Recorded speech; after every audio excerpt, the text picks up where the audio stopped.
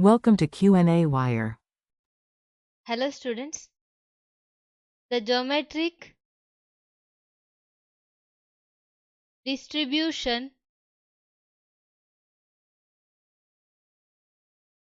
represents the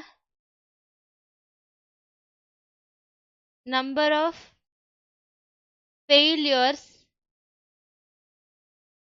before you get a success. Then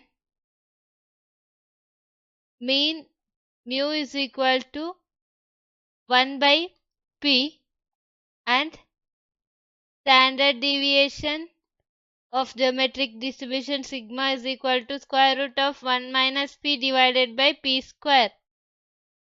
Now rolling a die, so the total number of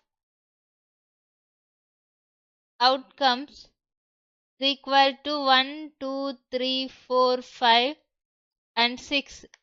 Then P is equal to 1 by 6. Now mean mu is equal to 1 by P, that is equal to 1 by 6, which is equal to 6.